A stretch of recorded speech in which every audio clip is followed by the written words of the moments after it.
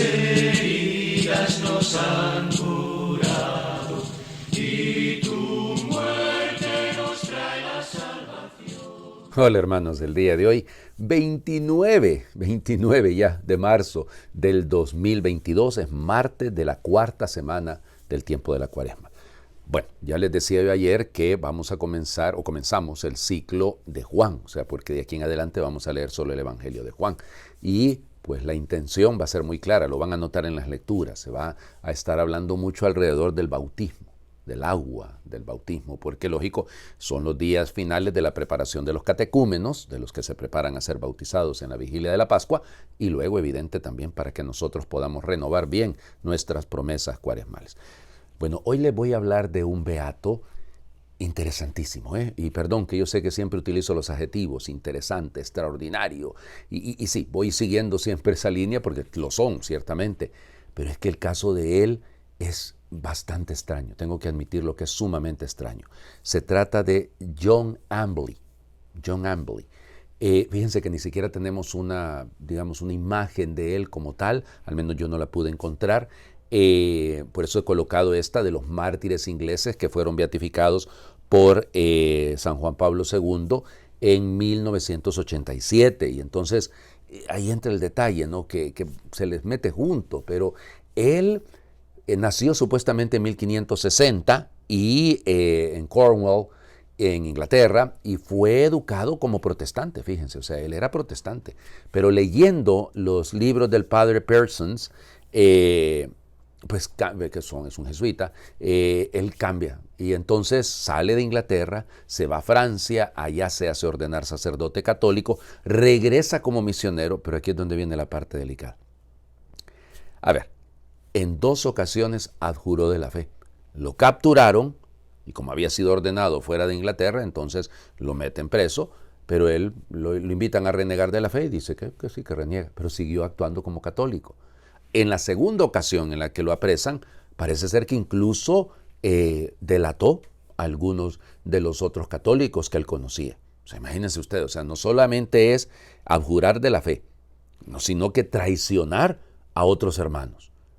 Y luego, la tercera ocasión que lo capturan, porque él seguía actuando como católico, en 1587, ahí sí ya no abjuró. Y se dice que estuvo tentado de hacerlo de nuevo, hay que hacerlo, esa flaqueza, esa debilidad la tuvo, pero su compañero de celda, digamos, el beato Thomas Pilchard, pues él fue el que le ayudó, él fue el que le ayudó y lo sostuvo en la fe y murió mártir. Es interesante, ya les digo, ¿por qué? Primero, fue educado protestante, se hace católico, vuelve como sacerdote, cumple una misión, sí, pero cuando tiene la posibilidad de salvar el pellejo, lo salva en 2 ocasiones diferentes. Y a la tercera es martirizado. Es interesante, ¿no? Porque a mí me hacía pensar, y discúlpenme, en todas las veces en las que ustedes y yo renegamos de Dios, tal vez no vamos a llegar a este extremo. De repente no hemos tenido la posibilidad, ¿no? Y ya puestos en esas circunstancias, realmente tendríamos el valor no nos viene de nosotros mismos, ¿no? Por eso en algunas de las meditaciones que leía sobre él, decían que la fuerza le vino de su ángel de la guarda. El ángel de la guarda fue el padre Pilchard, sin duda, pero interesante, ¿no? O sea, es esto, cómo nos debatimos en la lucha, cómo nos debatimos en la fidelidad a Dios. Bueno, vamos a las lecturas del día de hoy. Ya les dije, ¿verdad? El tema es siempre el agua. En este caso, leemos al profeta Ezequiel, capítulo 47, versículos del 1 al 9 y luego el versículo 12. En aquellos tiempos un hombre me llevó a la entrada del templo. Por debajo del umbral manaba agua hacia el oriente, pues el templo miraba hacia el oriente y el agua bajaba por el lado derecho del templo, al sur del altar. Luego me hizo salir por el pórtico del norte y dar la vuelta hasta el pórtico que mira hacia el oriente, y el agua corría por el lado derecho. Aquel hombre salió hacia el oriente y con la cuerda que tenía en la mano midió 500 metros y me hizo atravesar por el agua, que me daba los tobillos. Midió otros 500 metros y me hizo pasar, el agua me daba las rodillas. Midió 500 más y me hizo cruzar, el agua me daba la cintura. Era ya un torrente que yo no podía vadear, pues habían crecido las aguas y no se tocaba el fondo. Entonces me dijo, ¿has visto, hijo del hombre?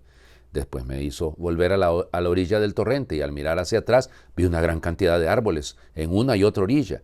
Aquel hombre me dijo, estas aguas van hacia la región oriental, bajarán hasta el Arabá, entrarán en el mar de aguas saladas y lo sanearán. Todo ser viviente que se mueva por donde pase el torrente vivirá. Habrá peces en abundancia, porque los lugares a donde lleguen estas aguas quedarán saneados, y por donde quiera que el torrente pase prosperará la vida. En ambas márgenes del torrente crecerán árboles frutales de toda especie, de follaje perenne e inagotables frutos. Darán frutos nuevos cada mes, porque los riegan las aguas que mandan del santuario. Sus frutos servirán de alimento y sus hojas de medicina. Palabra de Dios. Te alabamos, Señor. La imagen tan preciosa, ¿no? El templo que mira al oriente.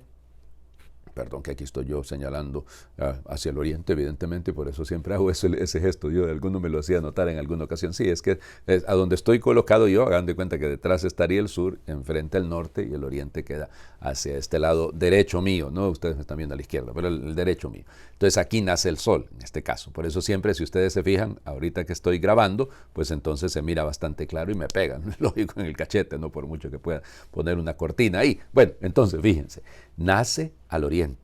Las iglesias así deberían de estar hechas, ¿no? Los templos deberían de estar puestas, el altar hacia el oriente. Ya, cuidado, que no caigamos en esos leguileyismos, ¿verdad? Y en esa gente conservadora, ay, que si no está el altar hacia el oriente. Sí, hombre, a veces como están las circunstancias, ¿verdad? Imagínense, conseguimos un terreno y no hay manera de hacer el templo viendo hacia el oriente, pues se hace viendo hacia el norte, hacia el sur. Es decir, lo que importa es hacer el bien el templo, ¿no? Ojalá se pudiese siempre hacerlo hacia el oriente para mantener la tradición, que es tradición judía y que es judeo-cristiana, digamos. Eso no es ninguna falta gravísima, por favor. Bueno, igual. El asunto es que ese templo construido hacia el oriente, de ahí mana agua, agua que va creciendo, la vida que va creciendo, la vida, óigame, realmente es esto, ¿no?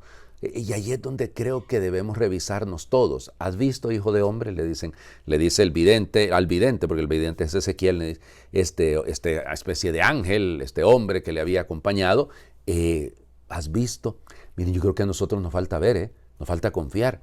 Claro, tenemos tantas situaciones de adjuraciones, de tantas personas que han abandonado la fe, tantas personas que ya no perseveran, pero nosotros tenemos que mantenernos firmes. O sea, el torrente de agua va a crecer si mantenemos nosotros la firmeza. Ese ir midiendo 500 metros, es que va avanzando realmente. Miren, hace más ruido un árbol que cae que un bosque que crece. Y entonces por eso a veces nos cuesta ver la grandeza de la acción del Espíritu Santo. Porque claro, vemos lo limitado de nosotros y lo limitado de las personas que están a nuestro alrededor, pero si somos conscientes, ¿verdad? ¿Cuánto bien hay? ¿Por qué no nos quedamos con eso? Sí, claro, hay pandemia, hay guerra, hay situaciones dolorosas, sí, todo eso es cierto, pero nosotros tenemos que confiar en la fuerza del agua que sale del altar, en la fuerza del bautismo que efectivamente debe bañar, debe sanar, debe liberar, debe curar, debe dar vida. Y es eso. De ahí nace nuestra fuente de esperanza, de que nosotros también entramos en este torrente de gracia, entramos en este torrente de misericordia de Dios. Vamos al Evangelio. 3 días. Vamos a leer el capítulo 5 de Juan. Acuérdense, estamos leyendo Juan, ¿no? Entonces leeremos, primera parte, leemos hoy del versículo 1 al 3 y luego del 5 al 16. Nos saltamos solo el versículo 4. Era un día de fiesta para los judíos cuando Jesús subió a Jerusalén. Hay en Jerusalén, junto a la puerta de las ovejas, una piscina llamada Betesda, en hebreo, con 5 pórticos bajo los cuales yacía una multitud de enfermos, ciegos, cojos y paralíticos. Entre ellos estaba un hombre que llevaba 38 años enfermo. Al verlo ahí tendido y sabiendo que ya llevaba mucho tiempo en ese estado, Jesús le dijo, ¿quieres curarte? Le respondió el enfermo, Señor, no tengo a nadie que me meta en la piscina cuando se agita el agua. Cuando logro llegar, ya otro ha bajado antes que yo. Jesús le dijo, levántate, toma tu camilla y anda. Al momento el hombre quedó curado, tomó su camilla y se puso a andar. Aquel día era sábado. Por eso los judíos le dijeron al que había sido curado, no te es lícito cargar tu camilla. Pero él contestó, el que me curó me dijo, toma tu camilla y anda. Ellos le preguntaron, ¿quién es el que te dijo, toma tu camilla y anda? Pero el que había sido curado no lo sabía porque Jesús había desaparecido entre la muchedumbre. Más tarde lo encontró Jesús en el templo y le dijo, mira, ya quedaste sano, no peques más, no sea que te vaya a suceder algo peor. Aquel hombre fue y les contó a los judíos que el que lo había curado era Jesús. Por eso los judíos perseguían a Jesús porque hacía estas cosas en sábado. Palabra del Señor. Gloria a ti, Señor Jesús. Bueno, la piscina de Betesda ha sido encontrada, sí, y se encontraron los 5 pórticos. Ahí queda cerca de la iglesia de Santa Ana, de la Basílica de Santa Ana en Jerusalén. De hecho, ahí están las excavaciones y uno alcanza a poder ver aquello porque no se sabía exactamente dónde era. Ahí había una devoción al dios Esculapio. Esculapio es el dios de la medicina en el mundo romano, ¿no? En el mundo greco-romano. Y entonces resulta ser que existía la creencia de que cuando se movía el agua, el primero que tocaba el agua, entonces quedaba sanado. Este hombre había perseverado 38 años ahí, ¿eh? Ya fíjense, es interesante, 38 años.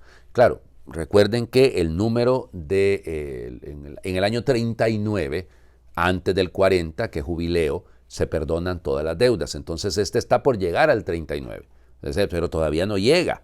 O sea, todavía está en una esperanza. Oigan, esperar 38 años en lo mismo, a que alguien lo meta, y ahí está el detalle, ¿no? Eso es lo importante, es que no hay nadie que me meta. Y eso nosotros tenemos que entenderlo. Yo pensaba en estos días, escuchando a los hermanos catecúmenos, a los que se están preparando para el bautismo, y a sus familiares, ya adultos que tengo en la parroquia, pero también hay algunos pequeñitos, que eso los voy a bautizar hasta, si Dios lo permite, hasta Pentecostés. Pero estos, los adultos, los voy a bautizar en la vigilia de la Pascua. Y entonces, escuchando las historias de ellos, es que alguien los metió. O sea, es decir, alguien le llevó a la fe. O sea, usted no llegó a la fe solo, ¿no? Fue mi familia, mis parientes, evidente en el colegio, la formación que tuve, gracias al Señor y a los esfuerzos de mis padres. Claro, o sea, es decir, pero alguien tiene que meternos, pues. Es decir, la salvación no la alcanzamos solos. Es decir, solos en el sentido individualista, no. Sino que nos salvamos porque hay alguien que nos llevó a la fe. Hay alguien que nos ayudó a meternos al agua. Padre, pero a este no lo metieron al agua. Ah, claro que no, porque ahí está el agua viva, porque es Jesús el que le dice, levántate, toma tu camilla y anda. Y eso, es interesante el diálogo de Jesús después con él, no se lo vuelve a encontrar, se volvió a encontrar. ¿Cuántas veces nos hemos vuelto a encontrar al Señor Jesús? Y nos podría recordar, hey, después de tu bautismo, después de que te has confesado, después de que has vivido un retiro, hey, mira, quedaste sano, pero no peques más, no vaya a ser que te pase algo peor. Claro, usted podría pensar, pues entonces es producto del pecado que aquel era paralítico. No, está diciendo que el pecado paraliza. Entonces no peque usted más para que no termine paralizado, pues, para que no termine entumecido, para que no vaya a terminar perdiéndose la oportunidad de caminar. El pecado nos paraliza, aunque corramos detrás de él, pero nos paraliza. Y tenemos que aprender a vivir en la libertad de superar el pecado con la ayuda de aquel que nos puede decir, levántate y anda. Por eso la oración que les invito a hacer el día de hoy es precisamente sobre eso. No tengas miedo. Tú no te rindas, no pierdas la esperanza, no tengas miedo. Yo estoy contigo en lo que venga y nada puede ni podrá el desconsuelo retando a la esperanza. Anda, levántate y anda. No tengas miedo, no desesperes, no pierdas la confianza, no tengas miedo. Yo voy contigo siempre y a donde vayas. No dejes que envejezca un solo sueño cosido a alguna almohada. Anda, levántate y anda. No tengas miedo, yo te sujeto, solo confía y salta. No tengas miedo, voy a cuidarte. Te alzaré cuando caigas. Siempre puedes empezar de cero. Yo lo hago todo nuevo. Anda, levántate y anda. Tú eres mi sueño, mi causa. No piense que voy a dejarte caer. Voy a despertarte y estaré a tu lado para que cada día sea un nuevo renacer, para que tengas vida. Anda, levántate y anda. Amén. El Señor esté con ustedes y les bendiga a Dios por intercesión del beato Juan Ombley, el que es Padre, Hijo y Espíritu Santo, y su bendición descienda y les acompañe siempre. Feliz martes para todos.